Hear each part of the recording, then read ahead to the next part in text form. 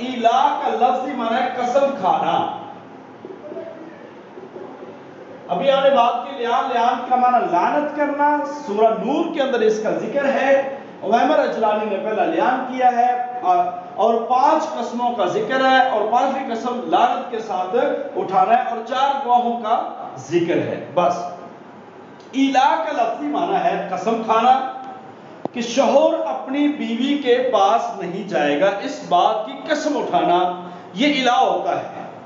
اور سورہ بقرہ کے اندر اس کا ذکر ہے. سورہ بقرہ کے اندر ذکر ہے اور وہ ذکر للذین یؤلون من نسائهم تربصوا 4 اشہر کہ وہ عورتیں جن کے ساتھ الہ کیا گیا وہ انتظار کرے 4 مہینے کا.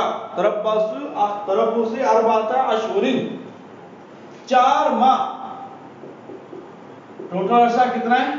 4 ماہ. 4 ماہ کے بعد خامد کو یہ فیصلہ کرنا ہے، خامد کو یہ فیصلہ کرنا ہے کہ وہ اس خاتون کو رکھے گا یا نہیں رکھے گا. اب الہ ہوتا کیوں ہے کہ خامد اپنی بیوی سے ناراض ہوتا ہے. وہ ناراضگی کسی بھی بنیاد پر ہو سکتی ہے اور ناراض ہو کر اس سے یہ کہہ دے کہ میں تمہارے پاس نہیں آؤں گا. اب اس کی کم از کم مدت 1 دن بھی ہو سکتی ہے، 2 دن بھی ہو سکتی ہے، مہینہ ہو سکتی ہے، 2 مہینے. نبی پاک صلی اللہ علیہ وسلم نے بھی الہ کیا اور آقا علیہ السلام 29 دن مکمل کرنے کے بعد گھر چلے گا اور الہ کو ختم کیا، جو کہ حضرت ابو عمر فاروق رضی اللہ تعالیٰ کے مشورے سے. تو اس وقت صحابیہ نے کہا کہ آقا علیہ السلام آپ تو 30 دن کا کہہ کے گئے تھے، تو آج تو 29 ہوئے. آقا علیہ السلام نے فرمایا مہینہ کبھی 29 کا ہوتا ہے، مہینہ کبھی 30 کا ہوتا ہے. لہذا الہ جو ہے یہ بیوی سے ناراض ہو کر خامد کرتا ہے اور یہ زیادہ سے زیادہ جو مدت ہے وہ 4 ماہ ہے. وہ یاد رکھنی ہے آپ نے کتنی مدت ہے؟ 4 ماہ. اور سورہ نور کے اندر اس کا ذکر آتا ہے. اس کے بعد ہم بات کر لیتے ہیں زہار. یہ بڑی اہم چیز ہے، یہ کیونکہ فقہ کے ٹاپک ہے اس لیے اس کو بڑا اہم سمجھا جاتا ہے. زہار کا لفظی معنی ہوتا ہے پشت، پیٹھ.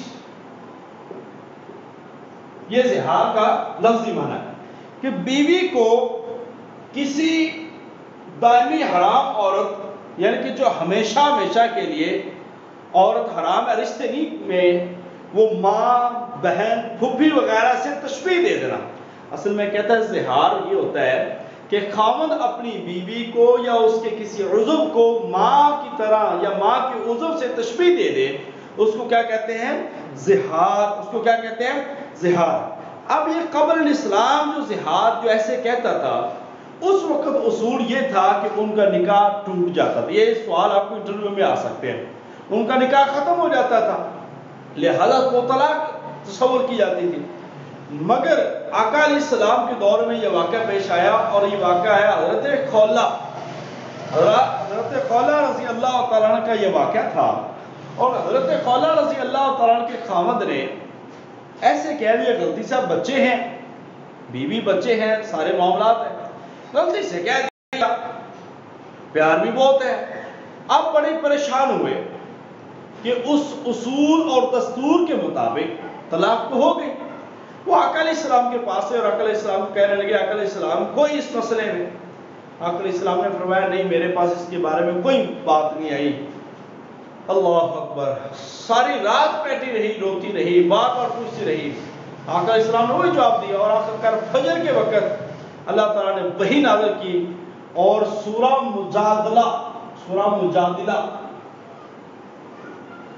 مجادلہ کے اندر یہ ذکر آتا ہے اور اس کی ابتدا ہوتی ہے جو نبی پاک صلی اللہ علیہ وسلم سے وہ جھگڑا، اس کی بات قد سمع اللہ قول التی تجادلک فی زوجها وتشتکی الی اللہ.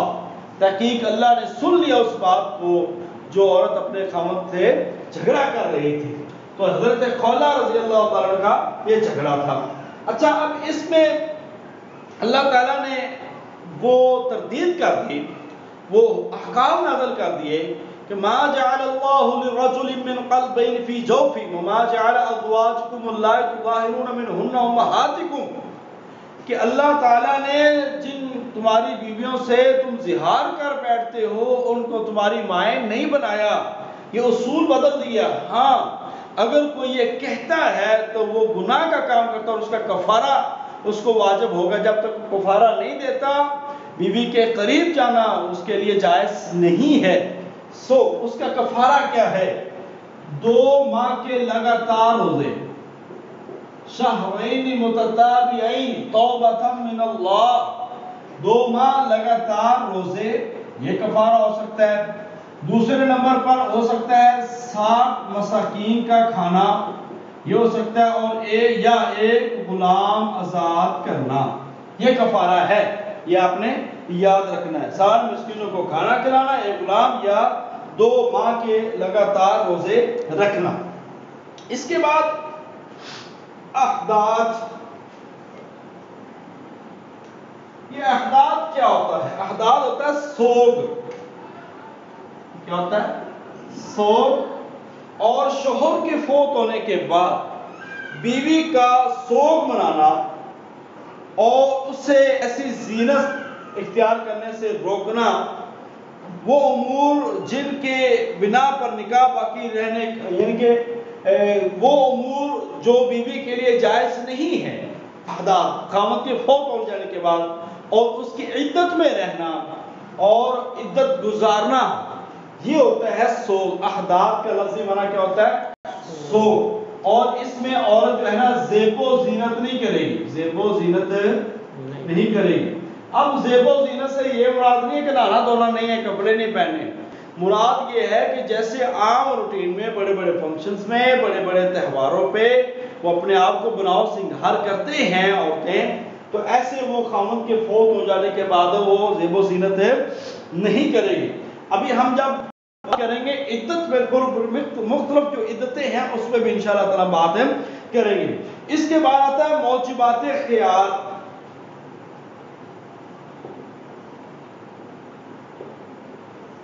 وہ امور جن کی بنا پر نکاح باقی رکھنے کا اختیار مل جائے، اس کو کہتا ہے موجبات خیار۔ موجبات خیار یہ آپ نے ہر صورت یاد رکھنا ہے۔ اس کے بعد کچھ جنرل کویسچن میں ہوں گے، وہ بھی انشاءاللہ تعالیٰ آپ سے ڈسکس کرتے جائیں گے۔ ابھی اب نے بات کرنی ہے خلا۔ یہ بڑا اہم سوال ہے، خلا۔ خلا جو ہے اس کے لفظی معنی ہوتے ہیں اتارنا۔ لفظی معنی کیا ہوئے؟ اتارنا۔ خلا کا لفظی معنی اتارنا، کہ زوجہ کی مرضی اور خواہش پر حاکم کا زوجہ کو حق زوجیت سے نکال دینا، یا خاوند کے حق سے نکال دینا۔ یعنی کہ عورت جو ہے اگر وہ اپنے خاوند کے ساتھ نہیں رہنا چاہتی تو وہ اپنے، اور خاوند اس کو طلاق میں نہیں دیتا، تو پھر اس کا وہ طریقہ ہے کہ وہ حاکم وقت کے پاس اپنا کیس دائر کرتی ہے اور وہ خلا لے سکتی ہے، اور خلا کے بعد نکاح دوبارہ بھی ہو سکتا ہے، یہ بھی یاد رکھیں۔ اب جیسے حق ہے نا طلاق، یہ مرد کا حق سمجھا جاتا ہے کہ اللہ تعالیٰ نے مرد کو حق دیا ہے کہ اگر وہ اپنی بیوی سے خوش نہیں ہے تو وہ اپنی اور بیوی کو طلاق دے دے، ڈائیورس دے دے۔ ایسے ہی عورت کو بھی اللہ نے حق دیا ہے کہ اگر وہ اپنے خاوند سے خوش نہیں ہے یا ان کا نباہ نہیں ہوتا اور خاوند کے ساتھ وہ نہیں رہنا چاہتی تو وہ خلا لے سکتی ہے۔ اگر خلا خاوند نہیں دیتا تو عورت پھر براہ راست حاکم وقت کے پاس کیس دائر کر کے وہ خلا لے سکتی ہے۔ تو خلا جو ہے وہ کس کے لیے ہے؟ عورت کے لیے۔ خلا کس کے لیے؟ عورت کے لیے۔ اب خلا جو ہے کرنا جائز ہے، خلا کرنا جائز ہے، اس کو ناجائز نہیں کہہ سکتے، اور یہ ہوا بھی ہے، ٹھیک ہے۔ اس کے ساتھ ساتھ آپ نے خلا کے احکام اور مسائل کے بارے میں بھی تھوڑا سا آپ نے لازمی پڑھنا ہے۔ خلا کا لفظی معنی اتارنا، اور یہ عورت کا حق ہے، اگر عورت اپنے خاوند کے ساتھ نہیں رہنا چاہتی تو وہ خلا دے سکتی ہے۔ اس کے بعد ہم بات کر لیتے ہیں مہر کی. مہر کیا ہوتا ہے؟ مہر ہوتا ہے اس کے لیے جو لفظ ہے وہ صداقت قرآن کے اندر، اور نخلا نہیں کہنا، نخلا، یہ وَآتُوهُنَّ أُجُورَهُنَّ اور اجر کا لفظ بھی بولا گیا ہے قرآن کے اندر. یہ آپ نے یاد رکھنا ہے کہ اس کے لیے کون کون سے لفظ؟ اجر، نخلا اور صداق، یہ لفظ بولے گئے ہیں. اس سے مراد ہوتا ہے مہر. اب جو ہے نا حق مہر وہ ہوتا ہے کہ بوقت نکاح عورت کو اپنی حق زوجیت میں لینے کے لیے جو اس وقت ایک رقم ایک مخصوص طے کی جاتی ہے اس کو کیا کہتے ہیں؟ مہر. اب اس کی مقدار کتنی ہوگی اس بارے میں مختلف فقہا کے مختلف اقوال موجود ہیں، مگر کم از کم درہم جو ہے وہ 10 درہم. یہ امام ابو حنیفہ رحمہ اللہ کے آئے کہ کم از کم کتنی ہوگی؟ 10 درہم. برحال اس سے بھی کم ہو سکتا ہے کیونکہ اس کی جو اباحت ہے، اس کا جائز ہونا وہ بھی ہمیں ملتا ہے. کم از کم 10 درہم یہ کہا جا سکتا ہے، اس سے بھی کم ہو سکتا ہے. میں بار بار کہہ رہا ہوں زیادہ سے زیادہ مہر کی جو ہے مقدار وہ تعین نہیں ہے، وہ آپ کی استطاعت اور طاقت کے مطابق ہے. اب یہاں پہ ایک بات سمجھنی چاہیے کہ بہت سارے لوگ جو ہیں وہ مہر کو وہ نکاح کا جو پیپر ہے اس میں شرطوں کے طور پر لکھواتے ہیں. مہر کے طور پر کوئی مکان لکھواتے ہیں، کوئی پیسہ لکھواتے ہیں. یاد رکھیے یہ شرط جائز نہیں ہے. تو لہٰذا مہر جو ہے وہ والی رقم ہوتی ہے جو بیوی کے ساتھ حق زوجیت اپنانے کے لیے جو ایک وقتی طور پر جو رقم دی جاتی ہے اس کو مہر کہتے ہیں. اب مہر کی قسمیں ہیں 3، یہ بھی ہم نے پہلے بھی بات کی ہے. اس کی 3 قسمیں ہیں، میں یہاں پہ آپ کو ذکر کر دیتا ہوں. ایک ہوتی ہے معجل، ایک ہوتی ہے موجل، ایک ہوتا ہے مہر مثل. اب جو معجل ہوتا ہے یہ فوری، معجل فوری ادا کرنا ہوتا ہے، بوقت نکاح فوری ادا کیا جائے. اب ادائیگی بعد میں کی جائے، یہ موجل ہوتا ہے. اب مہر مثل کیا ہوتا ہے؟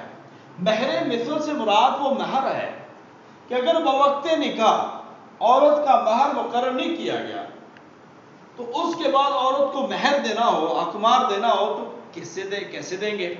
تو اس کے لیے یہ کہا گیا ہے کہ پھر اس خاندان کی عورتوں کو دیکھا جائے گا اور اس خاندان کی عورتوں میں جتنا مہر دیا جاتا ہے اس کے مطابق یہ مہر دیا جائے گا. یہ بات آپ کو امید ہے کہ سمجھ آ گئی ہوگی. یہ بڑی اہم چیزیں جو ہیں وہ میں آپ کے سامنے ذکر کر رہا ہوں، ان چیزوں کو آپ نے غور سے سننا ہے. اس کے بعد ہم بات کر لیتے ہیں عدت. عدت کا لفظی معنی ہے شمار کرنا. عدت کا لفظی معنی کیا ہے؟ شمار کرنا. یعنی کہ وہ عرصہ جس میں عورت دوسرا نکاح نہیں کر سکتی، وہ عرصہ جس میں عورت دوسرا نکاح نہیں کر سکتی. اچھا اس کا ذکر جو ہے نا وہ سورہ بقرہ کے اندر اس کا ذکر موجود ہے. سورہ بقرہ کے اندر اس کا ذکر موجود ہے، وہ آپ نے ذہن میں رکھنا ہے. وہاں پہ عدتیں بیان کی گئی ہیں. ٹھیک ہے. اب عدت جو ہے یہ مختلف عورتوں کی مختلف عدت ہے. اب اس حساب سے ہم نے یہاں پہ دیکھنا ہے کہ ایک عدت ہوتی ہے طلاق یافتہ عورت، ایک ہوتی ہے فوت شدہ عورت. فوت شدہ کی عدت، بیوہ کی عدت، یعنی کہ بیوہ کی عدت، یہ کہہ لیں بیوہ کی عدت. ایک ہوتا ہے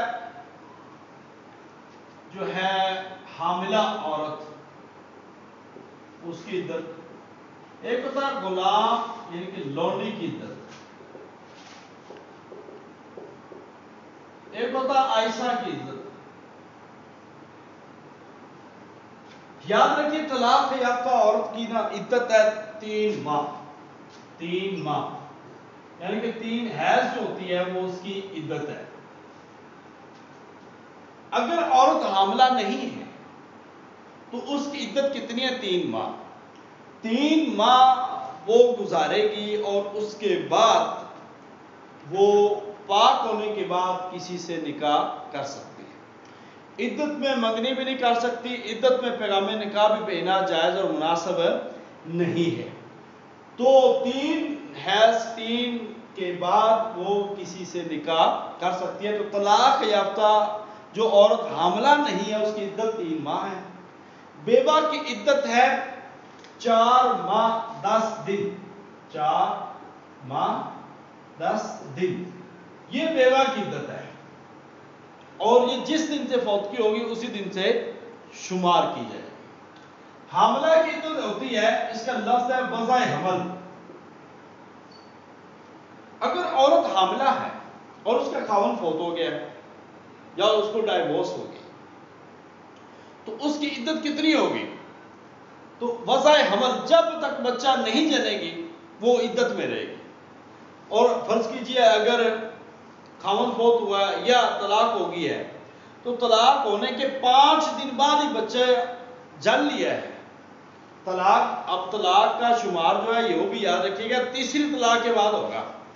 3ری طلاق کے بعد تو وضع حمل جو ہے اگر 5 دن بعد ہو جاتا ہے تو اس کی عدت 5 دن میں ختم ہو جائے گی، اور اگر ایسے 8 مہینے بعد ہوتا ہے تو اس کی عدت پھر 8 ماہ بن جائے گی۔ یعنی کہ یہ ہے کہ وضع حمل جب حمل وضع ہوگی یعنی کہ جب بچہ پیدا ہو۔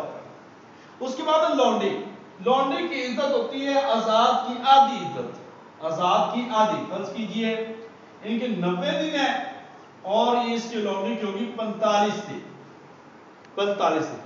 عائشہ جو ہے جو نا امید ہو چکے ہیں حضرت سے، تو اس کی عدت ہے 3 ماہ، اس کی عدت 3 ماہ عائشہ کی۔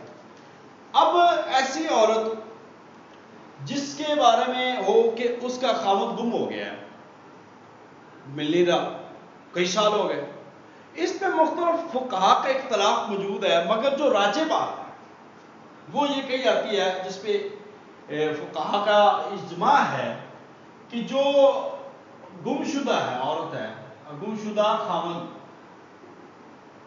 اس کی بیوی کیا کرے گی؟ وہ یہ ہے، ایک قول تو ہے امام ابو حنیفہ رحمۃ اللہ علیہ کے ساتھ منسوب کہ وہ 90 سال تک انتظار کرے گی، مگر جو اہم یہاں پہ دوسرا قول ہے وہ ہے کہ 4 سال،